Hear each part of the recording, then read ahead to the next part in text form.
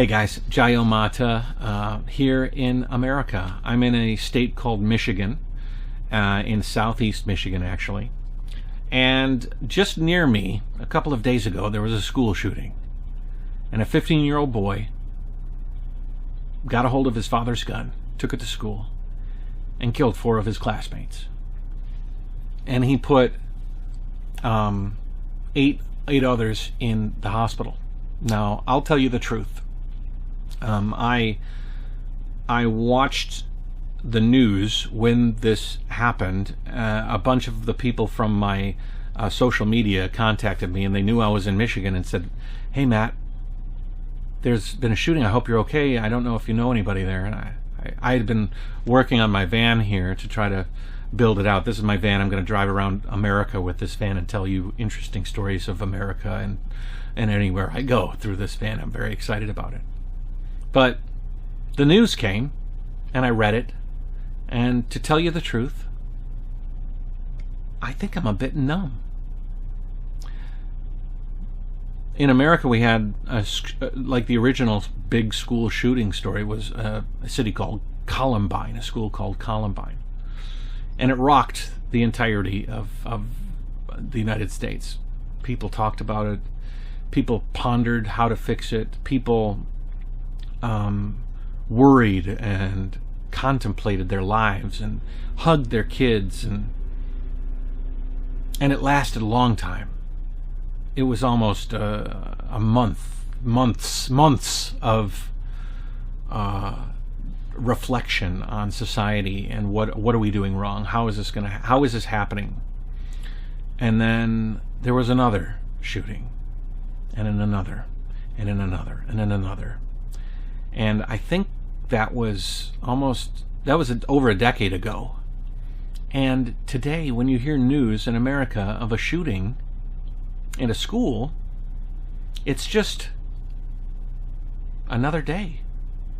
Now, this one was a bit special because it was so close to where I was, and so via the proximity, it felt a bit stronger. But it was not the feeling that you felt when it was originally like a new thing. But now it's so commonplace here to have shootings and have lives lost by kids against other kids.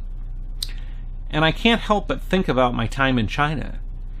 One of the greatest things, that the gift that has been given to me, is the opportunity to know what it's like in a country so different from America, China, and to relate the two together and think about systems in different countries and how different countries would deal with similar problems. Now, there's no gun violence in China because there's no guns in China, and that's an issue to itself. But there has been, in the past, violence in China, in schools and things like this. And I can't help but think about how it only took 1 or 2 of these instances, these major acts of violence, to cause the entirety of China to change, to tackle the problem. Mental health issues, safety issues. So you started seeing walls around schools, security beefed up, razor wire, all to protect the children on the inside. And you know what? I've seen a huge decrease in violence in China. And I can't help but think about the situations in America, and it just doesn't seem to be fixing anything. Nobody seems to be doing anything in America to fix the problem. It just keeps getting worse. And in America, there is a lot of talking. There's a lot of politicians standing up and saying, "We need to make a change." Or there's a phrase in America called thoughts and prayers. There's a large group of people in America who support gun rights. They don't want to take guns away from people. Personally, I lived in China for so long, I didn't see the need to ever have a gun. And I never was around people that were frustrated that they couldn't have a gun. So to me, the desire to have a gun in the midst of all this violence, it seems like a no-brainer. But unfortunately, there's so many people in America, many of my family, many of my friends, that love to have a gun. They don't want to give up the right to have a gun. And so politicians are forced into a situation where they can't tell people to give up their guns. No. You can't do that in America. So instead they supplement. They take money from the companies that make the guns. That's part of the problem. There's a lot of corruption in America. And they instead say, well, we give our thoughts and prayers. Thoughts and prayers, it's sort of a term of that is sort of like you empathize with somebody. Like if you lost your child, you'd say, my prayers are with you. I pray for your son who's lost his life. I pray for your recovery mentally with the loss. These sorts of things. I pray for you. But that only works like the first time, you know what I mean? The second time you say, my thoughts and prayers are with you. The third time, my thoughts and prayers are with you. The 10th time, my thoughts and prayers are with you. Pretty soon, thank you very much for those thoughts and prayers, but they ain't doing anything. Kids are still dying. Violence is still happening on a epidemic scale here. I don't know what the solution is. I don't know. But I do know that in China, if this was sort of happening, it would never get that far. You wouldn't have politicians or people in power saying, thoughts and prayers, we can't do anything about it, but thoughts and prayers. There would be obviously people empathizing and crying and vigils held and care being made towards the people who have been wronged. But there would be so much more action. I wish that America could learn from China, and China could learn from America more. I feel like China has been growing. Every move that they've made in so many categories has been building upon things that they see in the world that they think is good. We're going to take a little bit from here. We're going to take a little bit from here. We're going to learn a little bit from this country. We're going to learn a little bit from this country, and we're going to become better for it. We're still going to become China.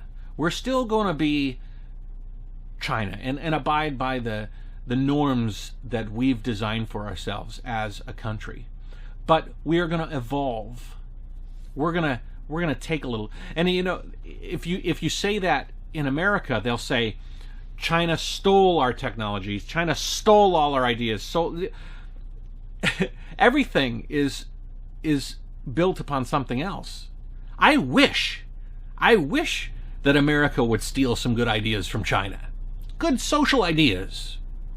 The pandemic is a perfect example of that. People in China, they just all came together. They all said, you know what, this is inconvenient.